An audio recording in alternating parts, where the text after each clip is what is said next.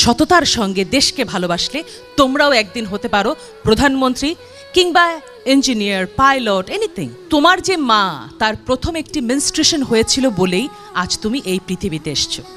এক ফোঁটা রক্ত যখন তিনি দেখেছিলেন তিনি লজ্জা পেয়েছিলেন, কাউকে বলেননি ছি ছি।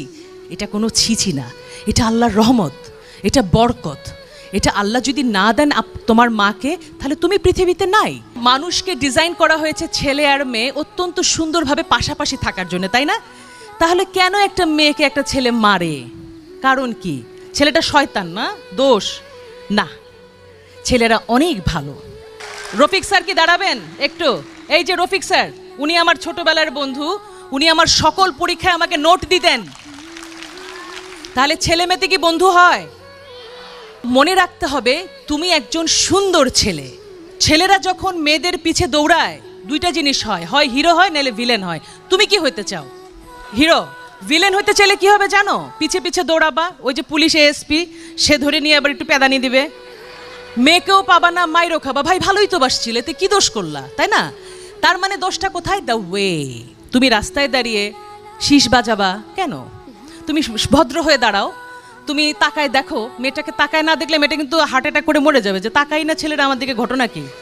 কিন্তু সেই দৃষ্টি থাকবে সৌজন্যমূলক, সুন্দর।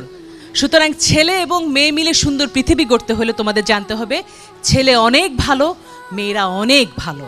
সুতরাং দুজন মিলে একটা সুন্দর পৃথিবী হবে। নিজের শরীরকে যত্ন নিতে হবে দুটি কারণে। নিজে সুস্থ হয়ে গড়ে ওঠা, নিজের যত্ন নেবে, তাহলে কি হবে? অনাগত যে বাচ্চাটা আসবে সেটাকে মনে রাখতে হবে, একটা মেয়ের পেটে একটা বাচ্চা মানে সে মেয়েটি মা হচ্ছে আর ছেলেটি বাবা হচ্ছে, আর তাদের বাবা মারা নানি দাদি হচ্ছে। এটাই স্টোরি না। আসল গল্প হচ্ছে সেই শিশুটি বাংলাদেশের নাগরিক হয়ে জন্মাচ্ছে।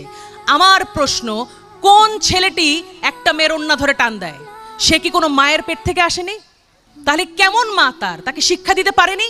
সেই মায়েরও আমি দোষ দেব যে তুমি যদি সন্তান পালন করতে না পারো, সন্তান তুমি নেবে না। প্রত্যেকটা বাচ্চা যখন সুন্দর হবে, অর্থাৎ প্রথমে আমাদের পুষ্টি নিশ্চিত করতে হবে। পুষ্টি নিশ্চিত করবার পরে কি হবে? আমাদের শারীরিক গঠন হবে, মানসিক গঠন হবে, লেখাপড়া শিখবো আমরা, আমাদের সন্তান যে আসবে সেও হবে সুস্বাস্থ্যে বলিয়ান। আর বাংলাদেশ তখন কি হবে? পৃথিবীর 1 নাম্বার দেশ। গোদাগাড়ির জন্য অনেক অনেক ভালোবাসা, আদর, স্নেহ, সম্মান, মমতা জানিয়ে আমি আমার বক্তব্য শেষ করছি। সবাই ভালো থাকবে, ভালো রাখবে সমাজ আর দেশটাকে।